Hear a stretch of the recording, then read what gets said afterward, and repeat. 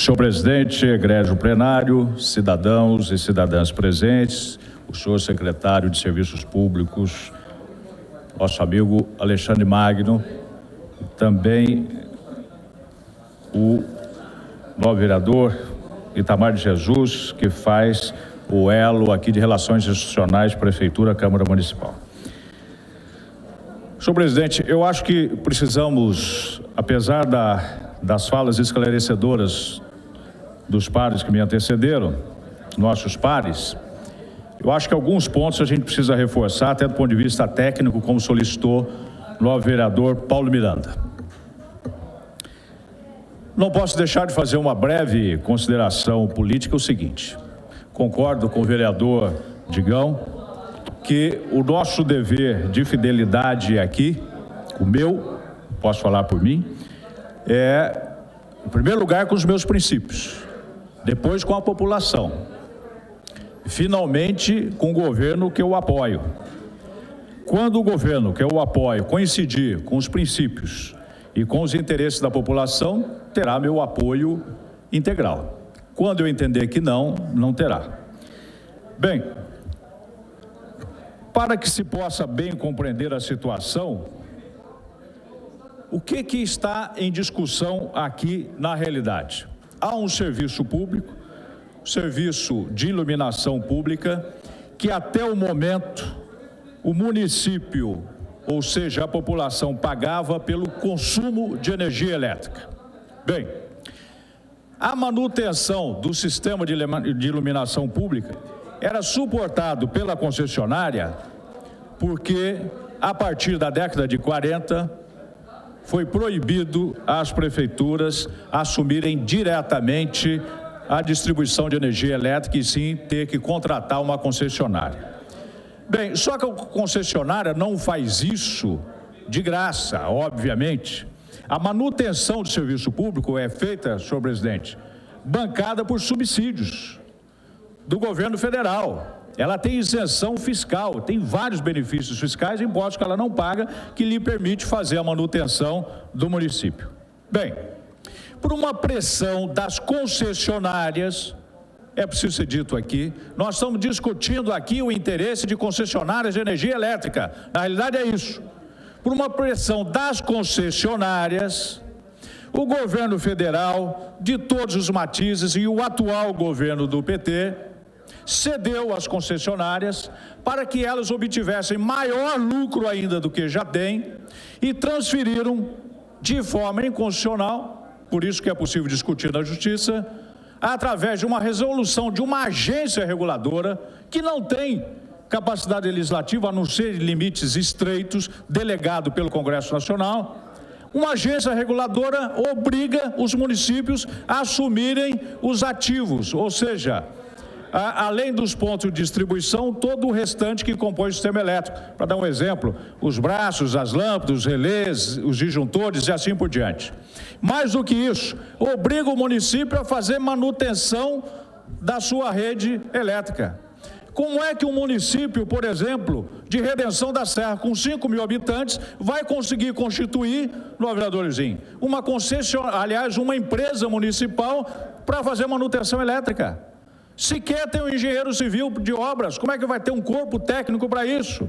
Permite uma parte, nem as grandes cidades, até porque não se prepararam para isso. Eles vão vender, eles vão ter o lucro e ainda vão vender o serviço para o município, não tenha dúvida. Da mesma forma que a concessionária de água, a Sabesp, faz. A Sabesp exige que nós façamos toda uma rede de distribuição e para ela aceitar a rede nossa, o presente, ela exige ainda que seja do jeito que ela quer. É que nem lista de presente, eu só aceito aquele presente que você vai me dar. Entendido isso, que está em discussão aqui, interesse das concessionárias e de uma ação do governo federal que é transferida para o município, nós temos que ir aos números. Quanto custa hoje o que a população paga para manter Taubaté razoavelmente iluminada? Porque as regiões ricas, que costumam chamar de regiões nobres, que não são nobres coisíssima nenhuma, não, vereador Paulo Miranda, as regiões ricas têm iluminação de 150 watts, ou até de 200 watts. As regiões pobres, que mais necessitam de iluminação, Vá, por exemplo, no São Gonçalo, vá, por exemplo, no Esplanada Santa Terezinha, tem lá iluminação que não chega a 100 watts, ou seja, aquela luz bruxuleante naquelas regiões mais carentes. Bem, então, para essa iluminação insuficiente, o povo de Taubaté, paga R$ 430 mil por mês. Para fazer a manutenção desta rede, eu estou trazendo os dados aqui da Secretaria de Serviços Públicos, R$ 430 mil, ou seja, substituição de lâmpadas, substituição de outros equipamentos. Com isso, nós chegamos a um subtotal, 434 mil de consumo, 430 de manutenção e energia, a iluminação dita ornamental, 56 mil, chegamos a R$ 900 mil por mês. Temos um financiamento que foi feito para a melhoria da iluminação, arredondando para R$ 90 mil. Atendimento, ampliação de pontos, substituindo lâmpadas de 100 watts para 150 watts, nós vamos chegar a um total aqui de acréscimo, somando ao consumo, à manutenção, a R$ 1.200.000 por mês. A proposta do Executivo é de R$ 1.400.000, ou seja, uma diferença de R$ 200 mil adicional que se pretende com esta taxa, e o secretário me informa que é justamente para a modernização do sistema. Bom, cabe a nós, representantes do povo, tomar esta decisão. Nós temos várias decisões a ser tomadas, várias possibilidades. Uma delas, que é aparentemente indolor para a Câmara, que é rejeitar pura e simplesmente. Não vamos cobrar essa taxa que o governo federal, para beneficiar as concessionárias de energia elétrica, está jogando na costa do município. Presidente Dilma, quem que é o governo federal? O governo federal, a presidência da República é o órgão unipessoal, tem todos os méritos e também os ônus. Um dos ônus é este: a presidente Dilma está jogando para os munícipes taubatianos e de todo o Brasil pagarem uma conta adicional que era suportado pela concessionária de energia elétrica, até como compensação da redução que ela fez na tarifa de luz. Então, dá com a mão e tira com a outra. As concessionárias perderam a redução da tarifa e agora elas recebem muito mais através dessa mina que eu vou comentar aqui com os senhores que vai acontecer. Muito bem. Então, a primeira medida dessa Câmara, indolor, rejeitamos pura e simplesmente. Só que não existe jantar de graça. Pois é, tem o orçamento, reserva de orçamento, são todos recursos públicos municipais. Se não vamos cobrar a mais, nós vamos retirar de alguma área do orçamento. Muito bem, mas é uma situação indolor, porque a população não vai mudar o que já está pagando, mas vai ser retirado de algum lugar. Teoricamente, pode retirar até de algum serviço mais importante. Bem, a segunda posição, nós tentamos discutir essa proposta da Prefeitura. Se o gasto é de R$ 1.200.000, nós podemos fazer para R$ 1.200.000, podemos fazer R$ 1.400.000 ou podemos fazer um pouco a menos. Tá? É a segunda posição. Esta posição de fazer a redução pode ser redução de indústrias, pode ser redução de comércio, pode ser redução de residência de famílias. Então, há uma possibilidade, acabo de falar com o secretário, de se fazer algum tipo de avaliação nesse sentido. Isso é possível fazer, o ideal era fazer com bastante tempo, ou com tempo hábil. E aí vai uma crítica minha aqui, sim, eu concordo com a vereadora Vera Saba, esse tipo de discussão, apesar de estar pendente já há 2 anos, ela só toma concretude quando ela é protocolada na Câmara. Ela só toma concretude quando ela entra na ordem do dia. Porque os vereadores são imprevidentes, já sabiam e não tomaram providência? Não, porque nós temos que cuidar de todos os assuntos da cidade, tudo passa por aqui. E só vamos ter tempo de analisar alguma coisa em profundidade quando ele entra na ordem do dia propriamente dito. E entrou na ordem do dia quando? A menos de 24 horas, ou a 24 horas, que é os termos da lei. Então, isso não pode ser feito, isso leva a radicalismo, tanto quem quer defender o governo a todo custo, quem quer atacar o governo a todo custo. Não funciona, não é assim. A virtude está no meio, a meu ver. Pode até funcionar, mas a meu ver não funciona. Bem, e o que vai ser o investimento? Vai ser a expansão da rede, vai ser a melhoria, vai ser a modernização.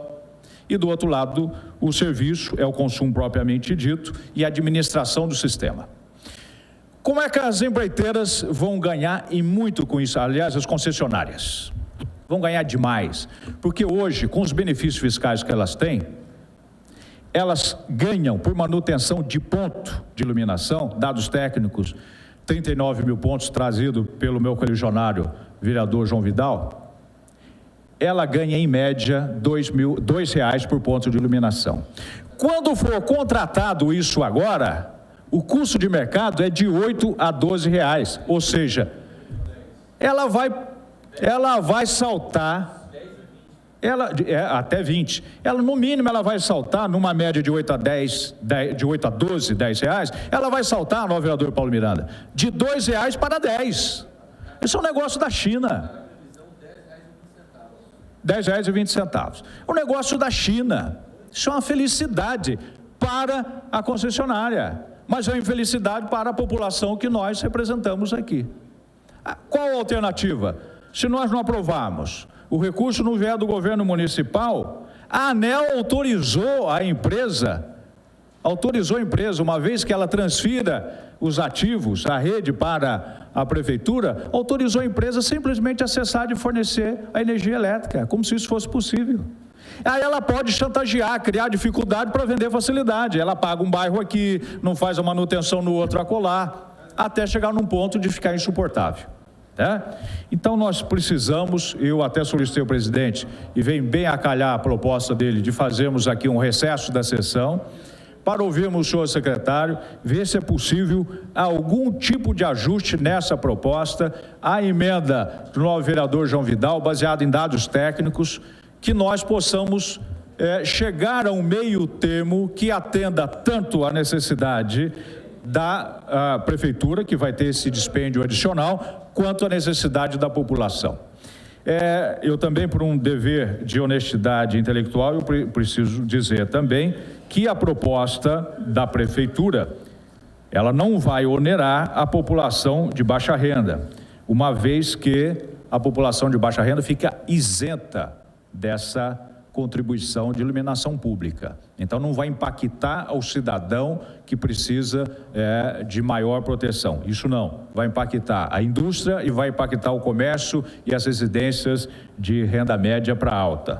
Bom, se bem que renda média no Brasil é pequena renda, né? É baixa renda na realidade. Então, por isso que eu estou propondo que neste recesso a gente ouça o senhor secretário e ver a possibilidade de construirmos uma proposta alternativa que permita reduzir de alguma forma, um pouco que seja, o impacto, principalmente para o comércio, principalmente para o pequeno industrial, se for o caso, majorando um pouco dos grandes consumidores que nós temos na cidade. Que para eles, se fôssemos indústria, os grandes consumidores são 4, não, vereador Paulo Miranda, são as automobilísticas, Ford, Volks, Alstom e a eletrônica LG. São os 4 grandes consumidores. Se fossem indústria de consumo intensivo de energia elétrica, como por exemplo na área de fundição, aí o impacto seria violentíssimo, mas não são indústrias cujo o principal insumo é energia elétrica. Pode ser majorado talvez por uma questão de justiça social, porque não vamos esquecer que essas indústrias têm ganhos altíssimos no Brasil. O lucro, a margem de lucro da automobilística nos Estados Unidos é de 2 a 2,5% sobre cada unidade. No Brasil é simplesmente 10%.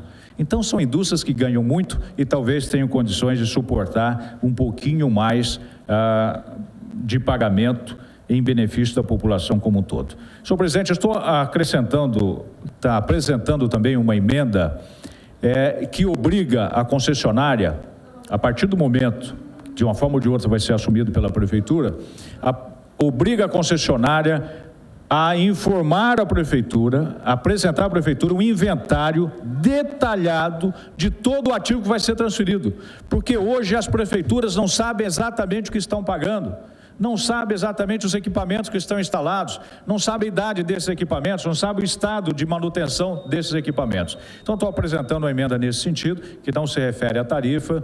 Eu peço a Vossa Excelência que encaminhe as comissões para que seja exarado o parecer. E aí até tenho certeza que o novo vereador Nunes também vai se manifestar, concordando ou não.